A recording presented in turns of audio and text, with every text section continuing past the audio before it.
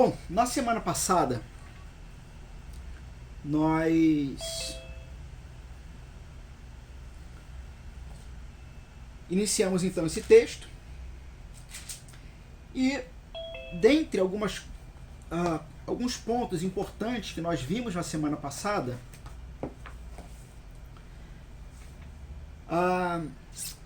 o início do ministério de Jesus, que acontece no batismo, né? O que nós conhecemos como início público do ministério, a tentação, a aprovação. Ele, no verso 17 do capítulo 4, começa a pregar a mensagem do arrependimento e um ponto importante na mensagem de Jesus é que o motivo do arrependimento, arrependei-vos porque está próximo o reino de Deus. Então nós vimos na semana passada que não somente as bem-aventuranças, mas na verdade todo o Sermão do Monte, ele procura cumprir, ou é o início do cumprimento de um propósito que Jesus tem. Falamos sobre isso no domingo passado, né? Num primeiro momento eu cheguei a dizer que Jesus não tem nenhum propósito político, como tantos e quantos aí tentam encaixar Jesus no seu mundinho ideológico político. Então Jesus não tem um propósito político nesses termos ou nesses moldes que a humanidade pensa e entende que seria o melhor para a própria humanidade. Mas de outra forma, sim, Jesus ele tem um objetivo político. E antes que alguém se assuste, o objetivo político dele é instaurar um reino, um reinado. Então Jesus, ele é o Cordeiro de Deus, aquele que tira o pecado do mundo, aquele que é enviado em missão para a Terra, para o planeta Terra, porque ele estava para fora da Terra, ele fez parte da criação. Sem ele, nada do que foi criado poderia ter sido criado. Ele era Espírito, assim como o Pai é Espírito, e assim como o Espírito Santo é Espírito.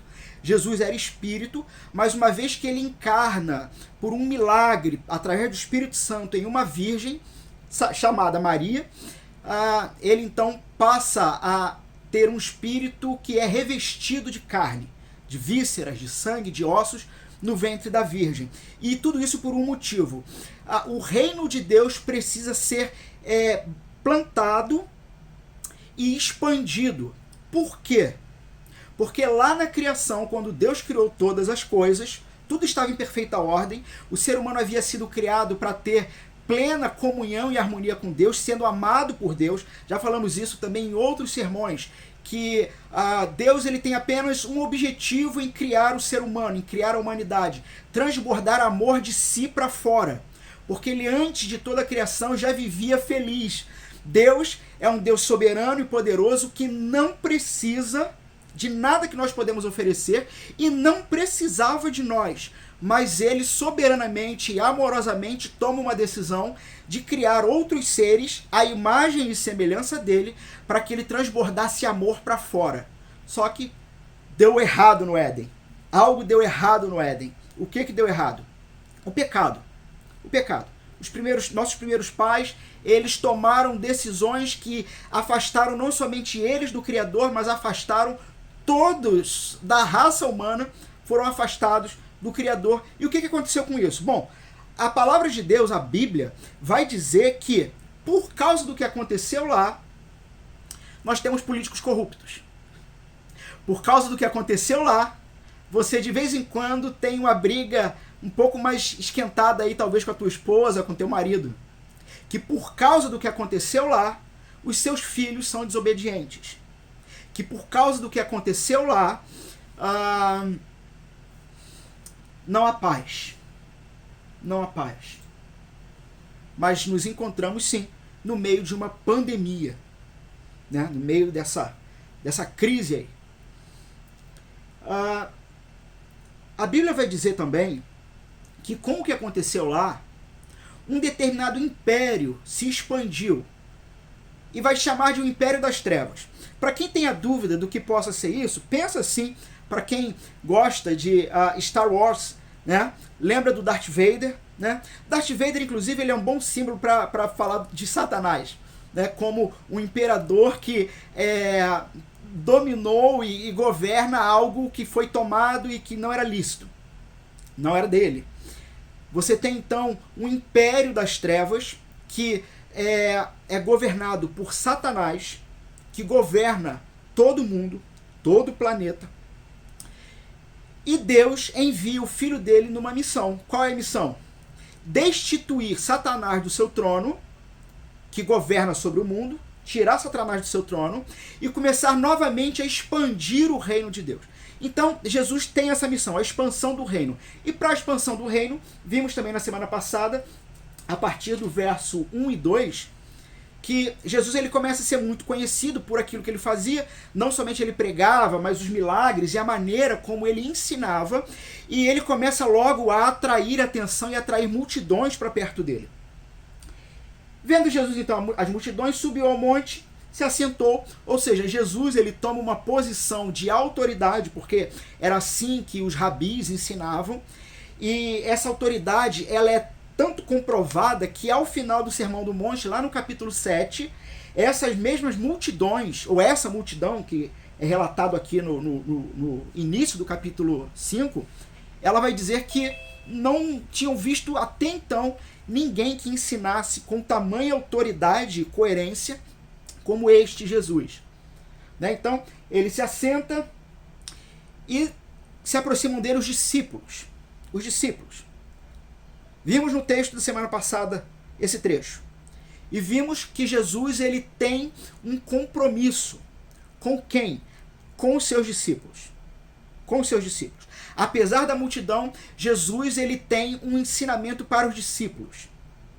Jesus ele tem um compromisso com aqueles que assumiram compromisso com ele. Então, os discípulos, diferente desse grupo chamado a grande multidão, os discípulos são aqueles que assumiram compromissos com o Mestre. Mas é claro que Jesus ele tem um ensinamento para os seus discípulos. No entanto, Jesus também tem o objetivo de que pessoas que estão no meio dessa grande multidão venham a terem conhecimento da chegada do reino de Deus e se aproximem também de Jesus e se tornem discípulos.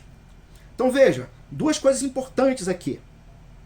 Jesus é comprometido apenas com aqueles que têm compromisso com ele. No entanto, ele tem o objetivo de espalhar a mensagem dele para que outros, ouvindo a mensagem, venham a crer e ter esperança para a vida eterna. E Jesus, então, começa a ensiná-los dizendo, e começa através dessa primeira bem-aventurança, né? Nós vimos que as bem-aventuranças, elas, talvez junto com a oração do Pai Nosso, são os dois textos provavelmente mais conhecidos, né, até por não cristãos, de todo o Sermão do Monte. Então Jesus, a partir do Sermão do Monte, alguns autores eles vão dizer que Jesus está iniciando uma espécie de cartilha. Para quê? Porque ele está tirando homens e mulheres do império das trevas. Está tirando da sua vida devassa e vazia, está tirando da sua vida de vícios, está tirando da sua vida de crises existenciais, pessoais, e está trazendo para o reino dele.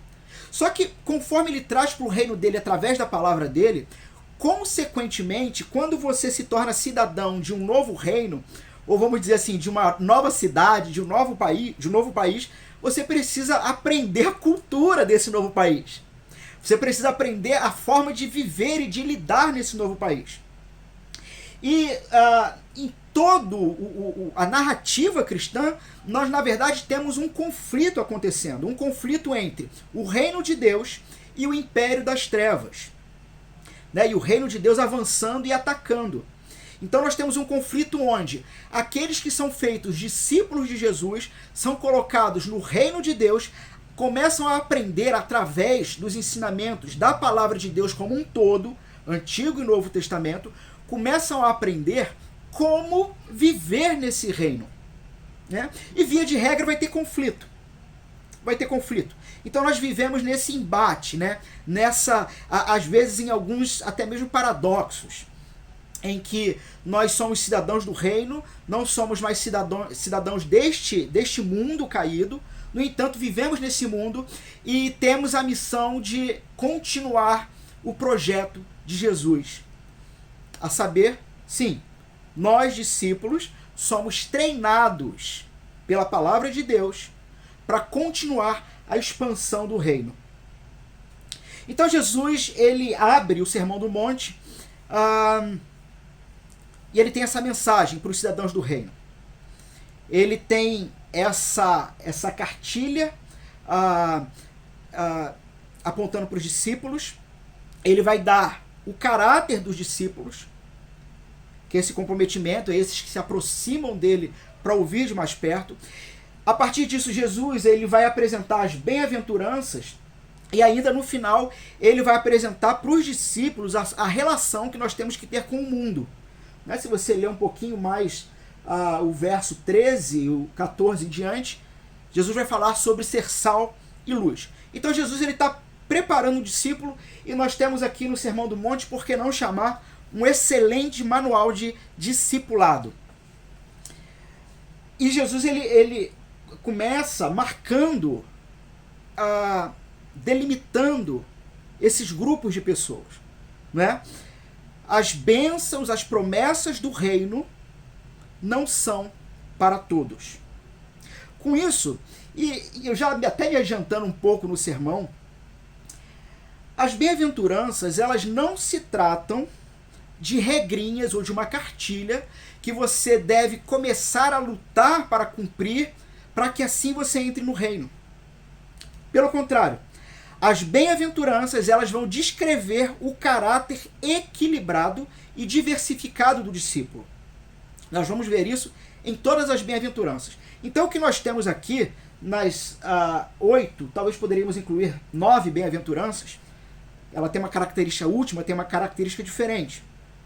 Mas não são 8 grupos distintos de pessoas. Sabe aquele negócio assim? Olha, eu sou mais manso do que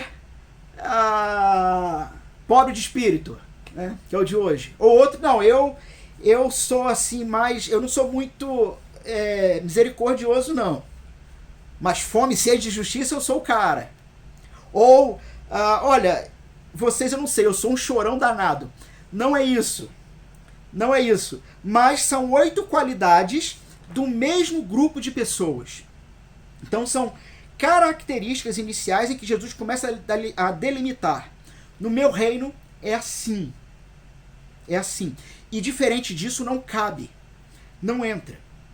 Então todas as qualidades que nós vamos ver nessa série de mensagens, elas devem ser caracterizadas por todos nós.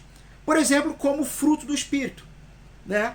O fruto do Espírito não é que você tenha que ter um ou outro, ou que você tenha que lutar para ter um ou outro. E já que eu falei em lutar, deixa eu explicar um detalhe aqui. As bem-aventuranças, então, se tratam de características de pessoas que já foram colocadas no reino de Deus, e não de regras para se entrar no reino. Ok? São características de pessoas que já foram colocadas. O que eu quero dizer é que você que está me ouvindo e você não é cristão, você definitivamente não vai conseguir cumprir isso aqui. Não vai conseguir cumprir. A não ser que a mensagem de Deus que encarna, se torna um representante humano e morre e ressuscita, a não ser que você creia nisso. Se você não crê nisso, não somente as bem-aventuranças, mas todas as promessas da Bíblia não são para você. Porque, como eu disse no início, Jesus Cristo só tem compromisso com aqueles que têm compromisso com Ele. Se você não tem compromisso com Ele, não há o que você reclamar, por exemplo, do seu casamento. Não há o que você reclamar da sua vida, porque você não tem compromisso com o autor da vida. É simples assim.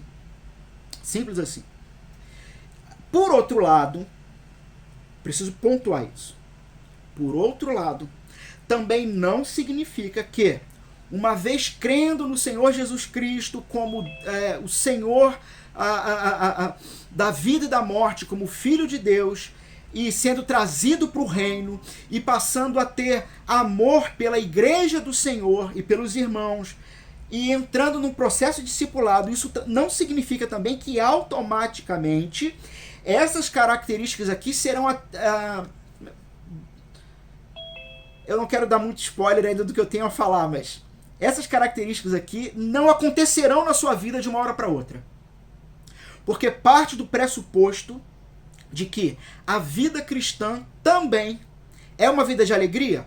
É uma vida de bem-aventurança, ou seja, de felicidade? No entanto, também é uma vida de luta.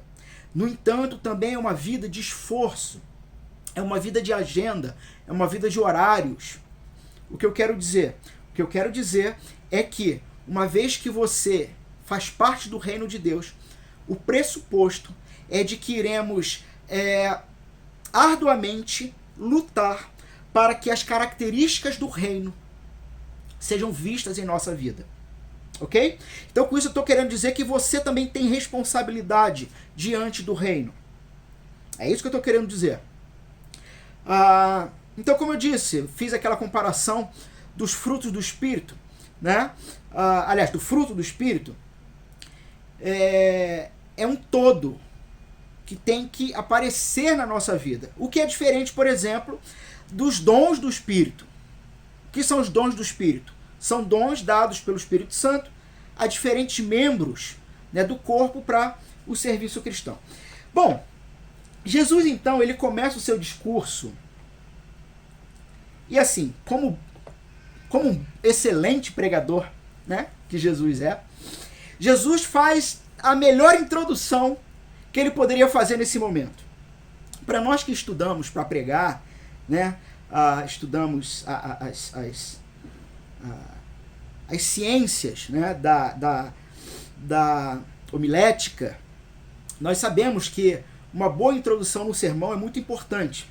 Uma vez, conversando com o Anderson, ainda na época de seminário, e a gente conversava muito sobre questões de pregação, ele me deu, acho que talvez um dos melhores exemplos ou comparativos do que significa uma boa introdução num sermão. Né? Entendendo que o sermão, para quem não entende o termo sermão, é a explicação do texto bíblico, é explicar o texto e dizer como viver a partir desse texto. Mas uma boa introdução do sermão, aliás, entendendo que o sermão ele se trata do anúncio da chegada do reino de Deus, se faz necessário chamarmos a atenção daqueles que vão nos ouvir.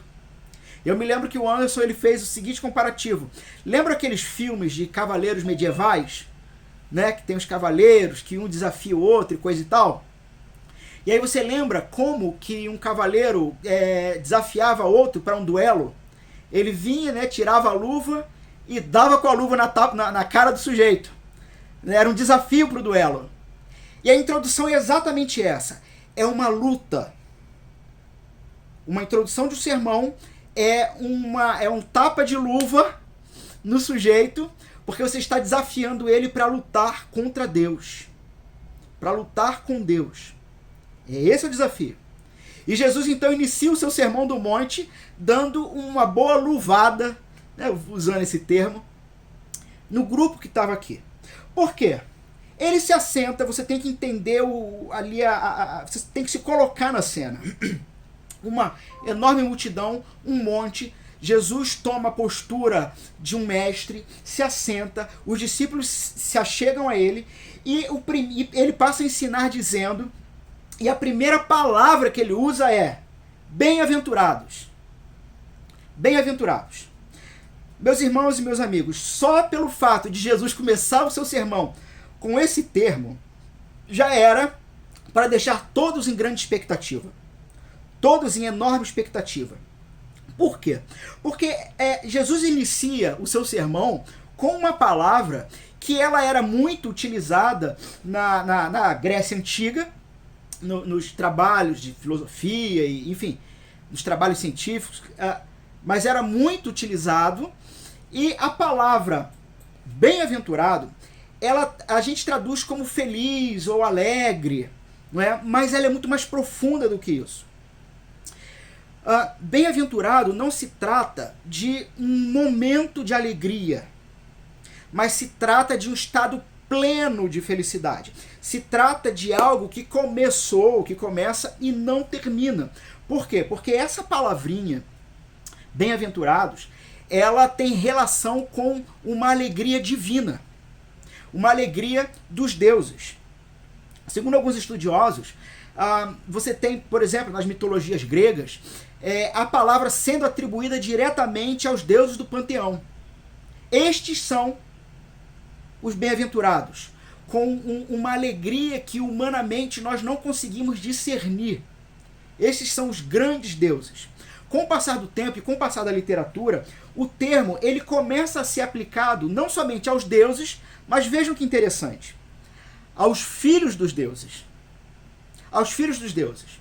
Então, Hércules, Aquiles e outros, eles vão receber também esse título de bem-aventurados, porque carregam em si traços de uma característica divina, de pleno estado de alegria. Pleno estado de alegria. E passa-se o tempo, você tem então o termo sendo atribuído agora não, mas na época, e já na época de Jesus, era um termo atribuído aos reis, imperadores, generais, grandes soldados. Então Jesus, ele se assenta e ele fala, ele usa o termo bem-aventurados. E talvez aquilo que todos esperassem, Jesus inverte. E é muito interessante como Jesus começa a delimitar do que se trata o reino de Deus. E de uma certa maneira, eu não sei quem já viu aqui aquela série, Stranger Things. Não sei nem se eu falei certo, mas vocês sabem qual é, que série é. Né? Do mundo invertido. Do mundo invertido. Se eu não me engano, acho que tá. Bom, não vou falar onde está, que não é propaganda. Vocês sabem onde pode estar. Você tem então naquela série o mundo invertido. Né? De uma certa maneira, o reino de Deus se trata de um mundo invertido, mas o mundo invertido do reino de Deus, aquele é o mundo bom. Né? O mundo humano é o mundo caído, é o mundo das trevas. E veja como que no reino de Deus as coisas são invertidas. Veja, no reino dos homens,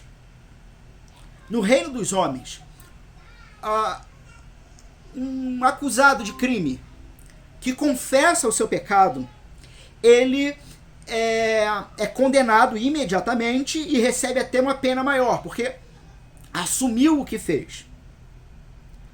No reino de Deus, quando o réu confessa, né, assume publicamente, no reino de Deus ele é perdoado. No reino dos homens, ele é condenado. No reino de Deus, ele é perdoado.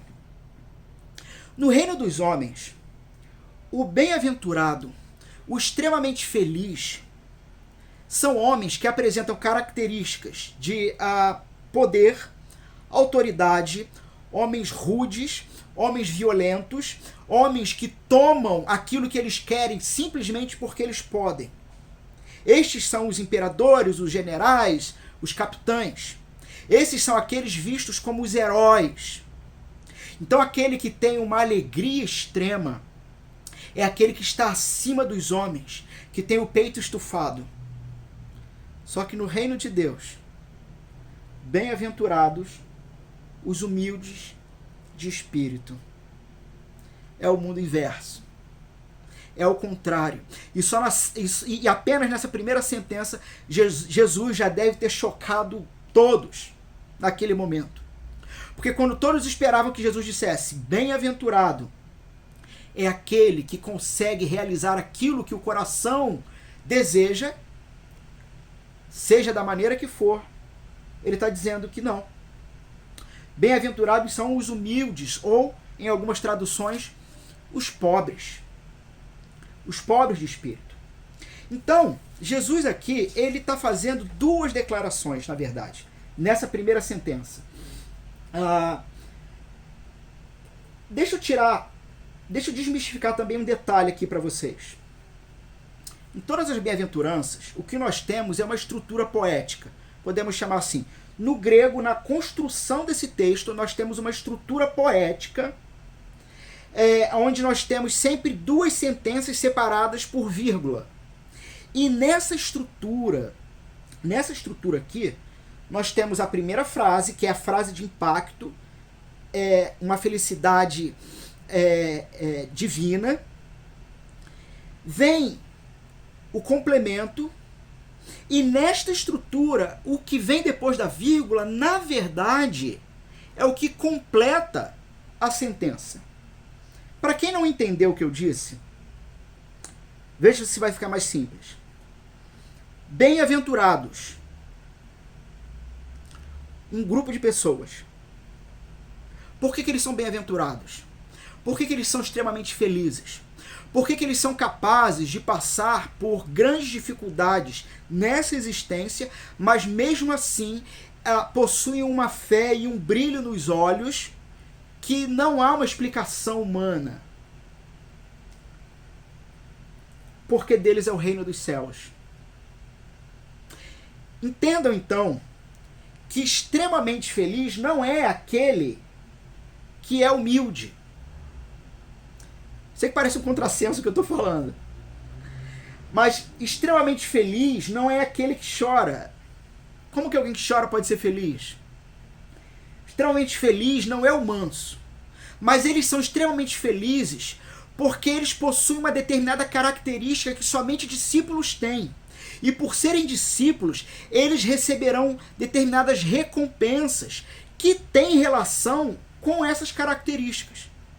Então, aquele que é pobre ou humilde de espírito, ele é alguém extremamente feliz não por ser pobre e humilde de espírito, mas porque o reino de Deus é deles. Isso os fazem felizes. E o que Jesus está querendo dizer então nessa primeira sentença? Os pobres ou humildes de espírito. Sim, o termo pobre ou humilde aqui, ele tem relação com alguém em extrema miséria, extrema pobreza. Trata-se de alguém tão necessitado a ponto de morrer, se não for auxiliado. Só que é interessante que aqui Mateus, ele complementa. Porque a questão não é uma pobreza material, mas uma pobreza espiritual. Ora, mas como assim? Pobreza espiritual? Ele está falando que que a característica do discípulo é alguém que espiritualmente adquiriu uma pobreza, uma humildade. E que ele não precisa se desesperar, porque o reino foi dado a ele. Meus irmãos, o primeiro fato aqui nesse pequeno verso é que a primeira das bem-aventuranças, ela proclama a salvação pela graça e não pelas obras. Esse é o primeiro fato. A primeira das bem-aventuranças já começa delimitando o texto e o terreno, dizendo que o reino dos céus é obtido não por aquilo que você possa oferecer, mas quando de fato você chegou à sua falência existencial. Porque a salvação é pela graça e não pelas obras. Pobres de espírito, então, são pessoas que nada têm a oferecer para o seu próprio mérito. Pobres de espírito são pessoas que, se forem indagadas, deixa eu dar um exemplo aqui. Se te perguntassem, né? Aliás, se você encontrasse hoje com o teu Salvador, com o Senhor Jesus, se você viesse, vamos aqui ser claros, se você viesse a óbito e chegasse aos portões do céu, usar essa metáfora também, chegasse aos portões do céu e fosse perguntado a você o que você tem, o que você oferece, ou por que eu deveria te deixar entrar pelos portões do céu. O pobre de espírito é aquele que vai dizer o seguinte: você não deveria me deixar entrar. Eu não tenho absolutamente nada para oferecer. Eu não tenho em mim, na minha existência, ou naquilo que eu produzi, nada que de fato me permite entrar no céu. O que não é pobre de espírito, ele vai dizer o seguinte, por exemplo, é porque eu vou para a igreja. Eu acho que você tem que me deixar entrar no céu porque eu frequento igreja. Outro pode dizer, eu acho que você deveria me deixar entrar no céu porque eu sou fiel em finanças, né? Porque eu contribuo, ou porque eu fui batizado, ou porque participo da ceia cristã. Bom, esses podem ser chamados de qualquer coisa, menos pobres de espírito. E vejo então que esses podem inclusive serem chamados de religiosos. Que inclusive vai ser o contraponto não só de todo o Sermão do Monte, mas de todo o ministério, de toda a vida de Jesus. Jesus sempre teve um contraponto. Quem? Os fariseus. Os fariseus. Quem eram os fariseus? Eram determinados homens que conheciam muito bem a lei de Deus, mas não amavam a Deus. Mas queriam cumprir a lei de Deus para, através dos seus atos de cumprimento da lei, ou tentativa de cumprimento da lei, comprarem, ou vamos intensificar isso, obrigarem o Senhor Deus a os levar para o céu. Então, não somente os fariseus, mas todos aqueles que vivem uma vida de ações e de obras, são pessoas que, no final das contas, o que desejam é pegarem o Senhor Deus pelos colarinhos e dizer o seguinte: você tem obrigações para comigo, porque eu sempre fui bom, e você tem a obrigação de me deixar entrar no seu reino. Bom, Jesus já resolveu a situação aqui. Vocês não vão entrar. Vocês podem ter a aparência de que vão entrar, mas vocês não vão entrar. Vocês podem, inclusive, estarem enquadrados naquele texto da grande surpresa. Qual é o texto? O texto que diz que naquele dia muitos dirão: Senhor, fiz tantas coisas no teu nome. Toquei na igreja, cantei na igreja, dei dinheiro para o pobre, ajudei, participei de passeata. E Jesus vai dizer o seguinte: tudo bem, mas nós nunca nos relacionamos. Você nunca me conheceu. Você nunca quis me conhecer. Você queria o que eu tinha para dar, mas nunca me quis ter ao teu lado. O pobre de espírito, então, é aquele que não possui recursos espirituais que justifiquem a sua entrada no reino. Ele não tem nada a oferecer. Ele é literalmente alguém que tem as mãos vazias.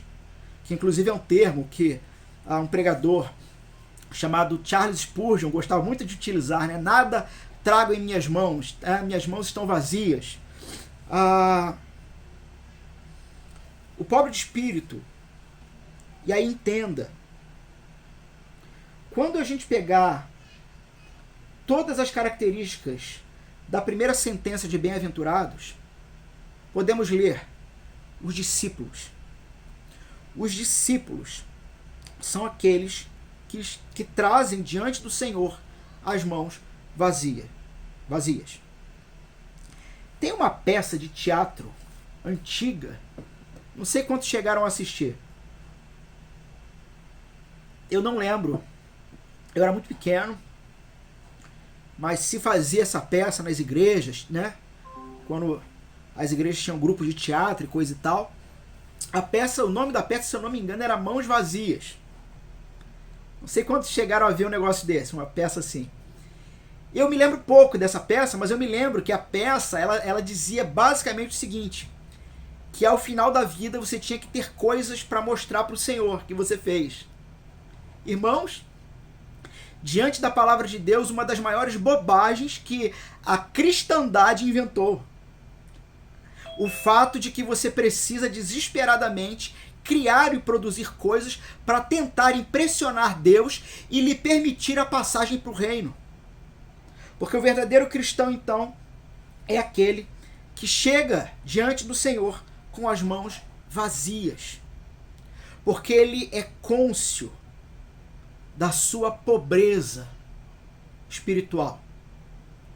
John Stott, no seu comentário sobre o Sermão do Monte, ele diz o seguinte: assim, ser humilde ou pobre de espírito é reconhecer a nossa pobreza espiritual, ou, falando claramente, a nossa falência espiritual diante de Deus. Por que falência espiritual diante de Deus? Porque o discípulo é aquele que já reconheceu a sua falência espiritual diante de Deus. Diferente dos fariseus, diferente dos religiosos. E diferente dos não religiosos também, claro. Mas por quê?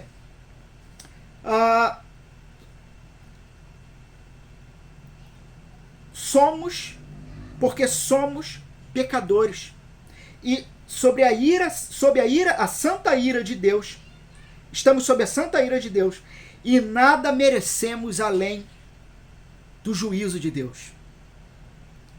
Conseguem entender e perceber por que as bem-aventuranças não são regras para se entrar no reino? Mas as bem-aventuranças apresentam características de homens e mulheres que, diante do próprio Deus, chegou à plena consciência e percepção de que eles não têm nada de bom neles que possa fazer com que um Deus que é santo, santo, santo se agrade. Por quê? Porque todas as nossas obras são pecaminosas. Por que todas as nossas obras são pecaminosas? E talvez para quem não entenda o termo pecado ou pecaminoso, você pode trocar esse termo tranquilamente por crime. Então sim, todo ser humano diante da lei de Deus é um criminoso. E sendo criminoso porque comete crimes contra a lei de Deus, cometendo então crimes contra o próprio Deus, sendo um criminoso, há de receber justiça. Há de receber a santa justiça de Deus. E o pobre de espírito é aquele então que ele não se vê diante de nenhuma outra possibilidade senão receber a justiça de Deus. E a justiça de Deus é feita como?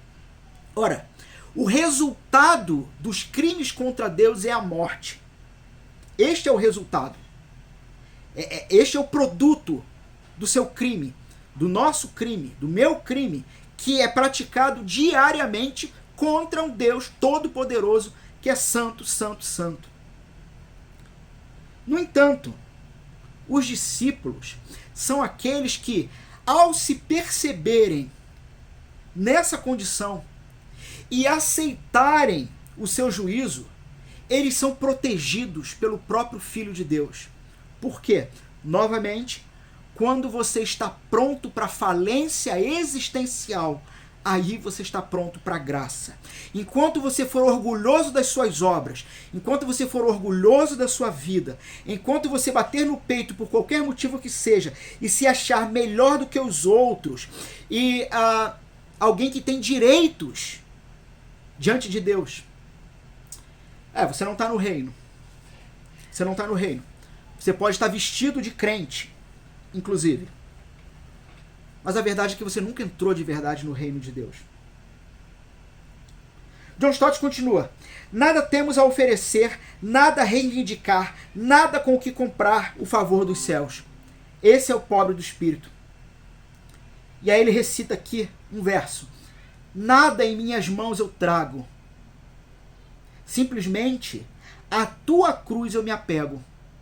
E é essa a ideia então do discípulo.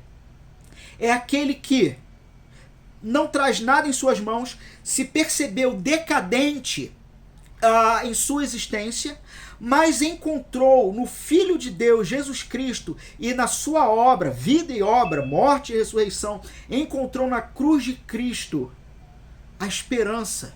Por quê? Porque Jesus Cristo paga o produto do teu crime, ou recebe o produto do teu crime. Lembrando, qual é o produto do teu crime? A morte. Ora, se Jesus Cristo, que é o Filho de Deus, ele recebe no próprio corpo dele o produto, o resultado dos seus crimes, ele recebe a morte sem merecê-la, por que a gente tem ainda alguma arrogância diante dos homens e diante de Deus? ou porque realmente acabamos acreditando que uma vida religiosamente sendo levada a efeito irá nos levar para o céu. E veja, eu não estou dizendo que você não deva ter compromissos com a Igreja do Senhor Jesus Cristo e ter compromissos diante dos homens, né? Sendo alguém correto, alguém eticamente coerente com a palavra de Deus. Não estou dizendo isso. Mas eu estou dizendo que quando você coloca uma máscara, uma carapuça e se veste de religioso, você simplesmente deixou de rodar bolsa na esquina do pecado, botou um paletó e gravata, aprendeu a falar o gospelândia, o evangeliquez, e se tornou um respeitável fariseu que vai caminhar para o inferno de qualquer maneira. No entanto, o pobre de espírito é aquele que se colocou diante do Senhor de mãos vazias e se apega à cruz. E Stott diz no poema: simplesmente à tua cruz me apego, nu espero que me vistas, pois nada possuo, desamparado, aguardo a tua graça. Mal, a tua fonte eu corro, lava-me, Senhor, ou eu morro. Esse é o pobre de espírito. Lava-me, Senhor, ou eu morro. Essa então é a linguagem do pobre de espírito, assim como a linguagem, por exemplo, da parábola do publicano. A parábola de Jesus conta uma parábola de um fariseu, um desses homens das leis de Israel, e um publicano, alguém que era visto como um desgraçado, um pária da sociedade na época. E os dois estão no templo, e enquanto o fariseu está de pé e a plenos pulmões dizendo: Senhor, obrigado, porque eu não sou como este lazarento, como esse sem vergonha, como esse adúltero, como esse safado. Obrigado, Senhor, porque eu não sou como ele.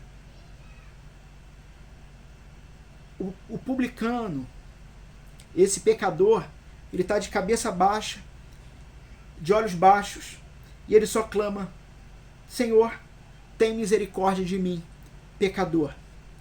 Esse é o pobre de espírito. Como Calvino escreveu: só aquele que em si mesmo foi reduzido a nada e repousa na misericórdia de Deus é pobre de espírito. E somente esse. E somente esse. Nos tempos do nosso Senhor Jesus,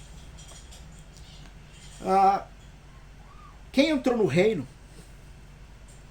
não foram os fariseus. Vamos contextualizar. Nos tempos de Jesus e nos nossos tempos, quem entra no reino não são os que se consideram moralmente e eticamente melhores do que o resto da humanidade. Não são esses. Porque esses, na verdade, se consideram ricos, ricos de virtude. Na época de Jesus, havia um grupo que também não entrou no reino. Um grupo chamado Zelotes. Quem eram os Zelotes? Basicamente, um grupo que se organizou, que hoje poderíamos facilmente classificá-los como uma organização política, tá? Quase black blocs, vamos contextualizar? Quase black blocs. Mas um grupo religioso que tinha uma certa violência nos seus atos, tá? Mas nem os zelotes que sonhavam, e vejam, os zelotes sonhavam com o estabelecimento do reino de Deus, mas sonhavam com sangue e espada. Esses também não entraram no reino. Ora, quem são os zelotes de hoje?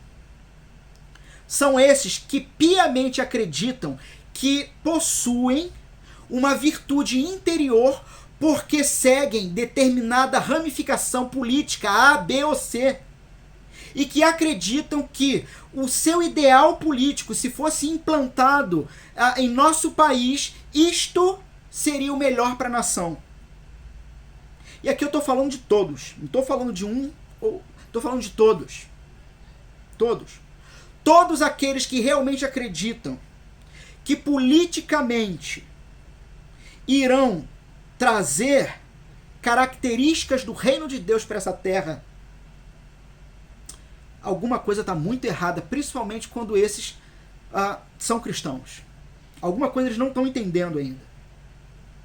Que não é por força nem por violência. Que o reino do Senhor não é deste mundo. E que as características do reino não serão implantadas. Mas quando o Senhor dos Senhores voltar, aí a coisa vai... Aí, meu irmão. Aí o negócio acontece. Aí o reino é instaurado. Aí o joio é separado do trigo. Aí o reino de paz, que não tem corrupção, que não tem choro, lágrimas, nem dor. Aí o reino é instaurado. Mas na época de Jesus, quem entrou no reino, e veja, primeiro inclusive, depois essa turma, fariseus, saduceus e outros mestres, alguns deles depois vêm a se arrepender também e caminhar com Jesus. Mas num primeiro momento foram as prostitutas, os que roubavam nos impostos, os beberrões, o refúgio da sociedade, foram os primeiros a entrar no reino. Por quê? Porque diante da sua própria condição, eles olharam para o lado, olharam para o outro, olharam para Jesus, e Jesus disse o seguinte: arrependa-te do teu pecado, porque o reino dos céus está próximo. E não apenas próximo. Jesus vai afirmar em outro momento, ele já chegou. E esses creram. E esses então creram. Então a primeira bem-aventurança, ela comunica esse esvaziamento. Ela tinha que ser a primeira. A humildade ou a pobreza de espírito, ela necessariamente tinha que ser a primeira. Porque você não estará no reino do Senhor Jesus Cristo se você ainda acredita que é melhor do que alguém por alguma coisa. Se você ainda realmente acredita que você tem a solução para essa nação. E que não é o Senhor Jesus, mas é algum político, seja qual for. Não poderemos... O que essa bem-aventurança, ela apresenta um outro ponto. Não poderemos ser cheios no Senhor enquanto não formos primeiramente esvaziados. Vazios de nós mesmos. Então eu falei que essa bem-aventurança ela tem duas declarações, né? Uma declaração de bênção, de salvação pela graça e não pelas obras. Mas também uma declaração de condenação para aqueles que pensam que têm a bênção de Deus.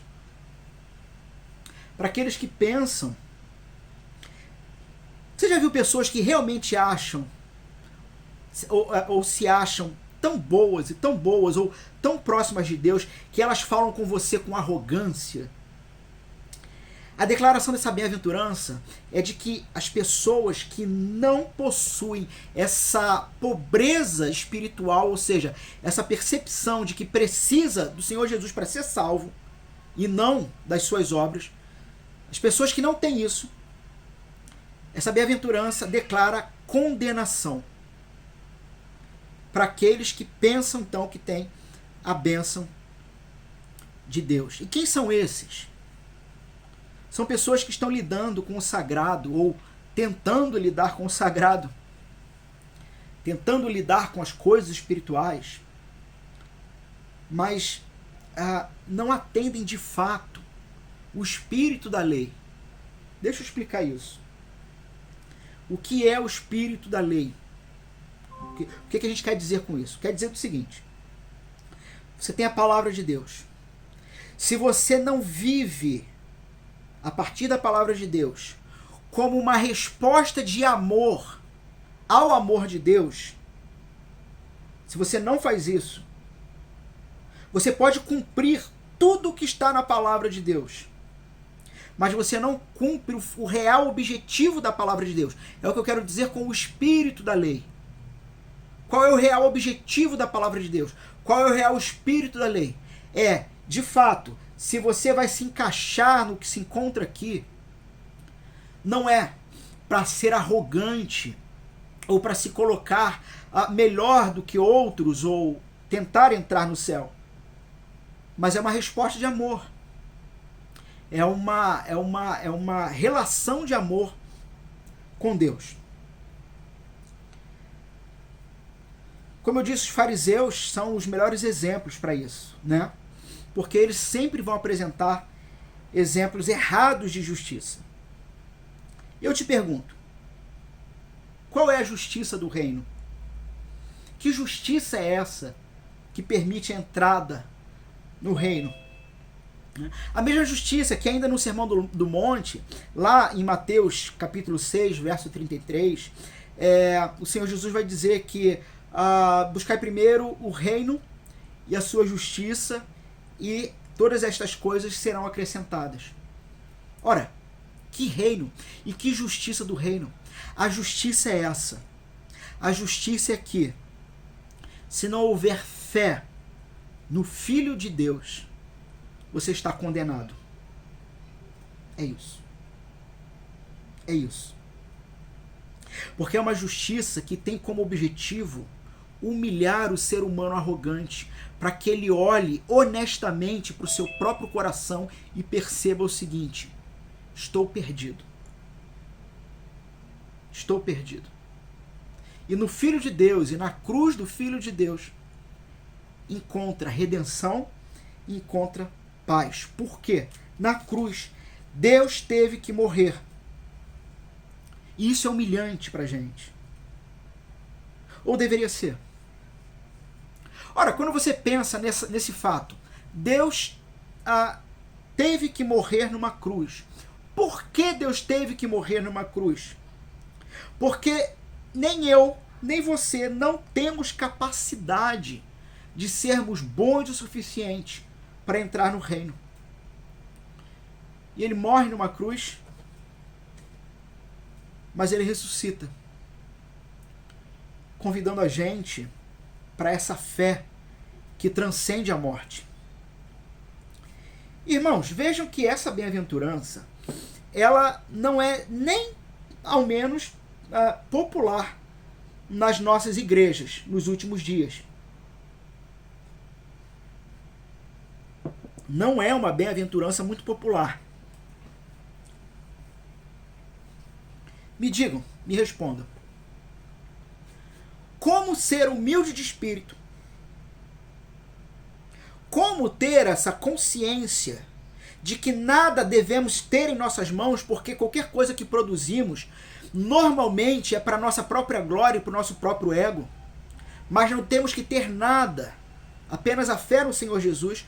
Como estar nesta situação, por exemplo, ouvindo homens como Edir Macedo, Valdomiro, Silas Malafaia e outros? Como? Essa bem-aventurança não é popular. Como ser pobre de espírito, dando ouvidos a determinados pregadores do que é chamado hoje pregadores de autoajuda ou de coach, né? Dentre os mais famosos eu cito David Leonardo, Tiago Brunetti e Vitor Azevedo. Como ser pobre de espírito, ouvindo o que esses falsos pregadores do evangelho têm a dizer? Ora, para quem não sabe, por exemplo, esse David Leonardo, para você assistir um culto dele, o lugar mais barato é R$130. Eu já vi que os pobres não podem ouvi-lo, né? Ainda bem que o reino não está atrelado a ele. Irmãos, ser influenciado pelo mundo não é necessariamente fazer uma tatuagem ou ouvir rock and roll, mas é acolher esses falsos pregadores do evangelho e achar que o que eles pregam, por exemplo, é a mesma coisa que outros pregadores que denunciam os nossos crimes, os nossos pecados, achar que estão falando a mesma coisa. Não estamos falando a mesma coisa. Meus irmãos, o que não significa, rapidamente, ser pobre de espírito? Não quer dizer que nós devemos ser tímidos e retraídos. Não é isso. Fracos e covardes. Meus irmãos, nós temos uma onda atual que, na verdade, não é uma questão só da igreja. É uma questão cultural, é uma questão de geração. Mas, infelizmente, estamos vendo isso. Uma onda do que a gente pode chamar de crente moça. O que é crente moça? E aqui não estou sendo machista, tá bom? Mas é uns crente fresco, tímido, amedrontado. Ser pobre de espírito não é ser... E quando eu digo crente moça, porque a moça, a mulher, ela é uma donzela, ela é doce, ela é alguém que merece, que precisa ser protegida contra agressores e coisas parecidas. Então, ser pobre de espírito não é alguém fraco ou covarde, mas se trata de cristãos que sabem o que querem da vida. Se trata de homens e mulheres que sabem exatamente o que querem, que ao longo da caminhada do discipulado com Jesus e do sofrimento desse mundo, adquiriram fibra. Sabe? Quando você se machuca e fica aquela cicatriz, fica aquela carne esponjosa, que pode até bater ali de novo, mas não dói mais, porque criou fibra. Porque está se tornando alguém que caminha, se preciso for, para o martírio e para a morte, por amor ao Senhor Jesus Cristo. Cristãos são pessoas que, de fato, sabem aonde estão e sabem para onde vão. Me lembro de alguém dizer uma vez que o povo cristão é o povo mais... Eu não vou lembrar agora o termo, mas é como se fosse assim, coitadinho. Né? Mal sabe que o cristão é aquele que tem a verdadeira e santa ambição. Por quê? Porque o que nós vislumbramos e almejamos e caminhamos é para a eternidade, para um local onde a traça não destrói, onde o ladrão não rouba. Enquanto tantos e tantos perdem vida, família, casamento, atrás de aventuras sexuais, ou atrás de bens materiais, e que tudo isso se perde, se rouba, a ferrugem come, se destrói. Nós, cristãos, temos a verdadeira e santa ambição, porque olhamos para a eternidade, e porque o próprio Senhor Jesus já disse: o reino é de vocês. Ser pobre de espírito não significa, não se trata de indivíduos que já nasceram assim.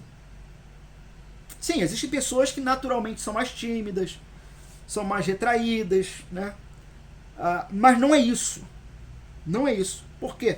Diante de Deus, todos estão igualados pela mesma régua. E qual é a régua? A lei de Deus. E diante da lei de Deus, todos somos declarados culpados. Culpados. Por quê? Porque todos nós somos arrogantes desde o nascimento. Inclusive, até o tímido. Até aquele que fala pouco. Aquele que não se expõe muito. Não sei se você já parou para pensar nisso. Mas até mesmo esses, eles não se expõem muito. Porque eles têm um alto valor tão pessoal e tão grande dentro de si, que eles não querem que, ao se exporem, alguém os critique. São arrogantes. Não querem ser corrigidos. Não querem ser criticados. Por isso que são mais caladinhos. Então, não ser humilde, pobre de espírito, não é sobre alguém que nasceu assim, ou que tem uma maneira de viver assim. Então, ser pobre de espírito é sentir que nada somos, que nada temos, e que também que olhamos para Deus em total submissão a Ele, dependendo inteiramente da sua misericórdia e da sua graça. E essa frase não é minha. Gostaria muito que fosse. Mas é do Martin Lloyd Jones. Vou repetir. Pobre de espírito é sentir que nada somos, que nada temos, e também que olhamos para Deus em total submissão a Ele, dependendo inteiramente da sua misericórdia e da sua graça. Irmãos, caminhando para fechar. Com essas características que nós falamos hoje, eles são bem-aventurados, eles possuem um estado de felicidade divino, porque deles é o reino dos céus. Percebam nas bem-aventuranças que irão seguir nas próximas semanas, nos próximos domingos, que os verbos utilizados são para futuro. Serão consolados, herdarão a terra, serão fartos. No entanto, o verso 3, que é esse de hoje, e o verso 10, que também fala do reino. Quando se fala do reino de Deus, é tempo presente. É já. Ora, lembramos do Senhor Jesus em Mateus capítulo 13, verso 31, quando ele vai dizer o seguinte: talvez alguém indagou o que seria o reino, ou como é o reino, e Jesus vai dizer: o reino de Deus é como um grão de mostarda, uma pequena semente, um pequeno grão de mostarda, que ele vai à terra, morre para dar vida e começa a crescer. Irmãos, o reino de Deus já chegou e é nosso, porque o Senhor Jesus foi essa semente que foi à terra e morreu. O Senhor Jesus é a semente do reino que espalhou de Jerusalém até toda a Europa e chegou até nós. Fazemos parte, então, desse reino. Um reino que já está presente. Lembram-se quando o primo de Jesus, chamado João Batista, ele estava preso e ele pede para os seus discípulos irem perguntar a Jesus: o Senhor é o Messias mesmo? É aquele que haveria de vir? Ou devemos esperar outro? E Jesus diz o seguinte: Jesus, ele naquele momento, ele cura alguém, faz um milagre, ele vira para os discípulos e diz para eles: vai lá e diz para João, os cegos estão vendo, os coxos estão andando, os pobres estão sendo assistidos. Só diz isso. Por que Jesus coloca o reino dessa maneira? Porque o reino de Deus, que era essa sementinha que começa ali com Jesus e que chega, se trata de um reino poderoso que ele vai tomando espaço. E na medida em que ele toma espaço, talvez poderíamos imaginar um feixe de luz que vai se abrindo, ou uma abóboda que vai se ampliando. À medida em que ele ganha espaço, Jesus falou, demônios são expulsos e coisa e tal. À medida que o reino de Deus ganha espaço, a realidade do reino vai se tornando perceptível. Perceptível. A pergunta é: como anda a sua relação diante desse reino? Você está dentro ou fora? Mas a pergunta mais importante ainda é: se você se afirma dentro, por quê você se afirma dentro? Deixa eu te fazer uma última pergunta. Você é pobre de espírito?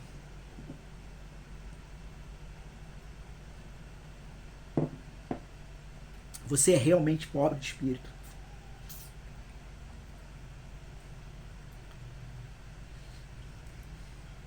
Meus irmãos, nenhum de nós podemos cumprir perfeitamente isso aqui.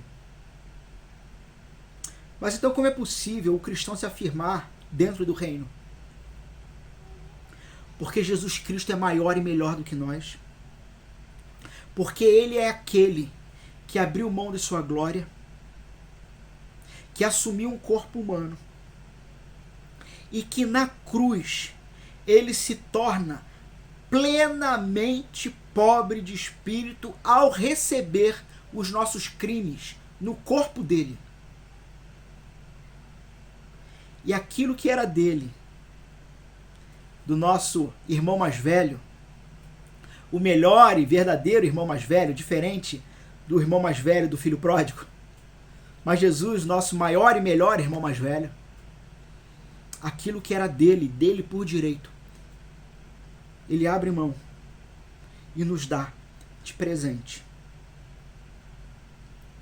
Jesus Cristo é aquele que cumpre perfeitamente a primeira bem-aventurança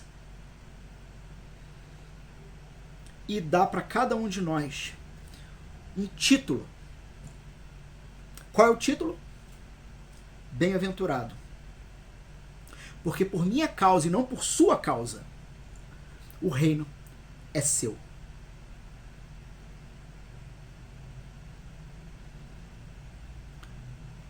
Se você ainda se encontra fora desse reino, diante do que nós ouvimos, creia que o que foi dito sobre o texto é de fato a palavra de Deus, que tem poder para transformar a sua vida. Se arrependa dos seus pecados. E junto com a gente, com o grupo dos discípulos, da caminhada, comece a aprender como reconfigurar a sua vida para viver para a glória de Deus. E se você já se encontra nesse reino, bem-aventurado você é. Porque o reino já é nosso, para a glória de Deus. Amém? Amém.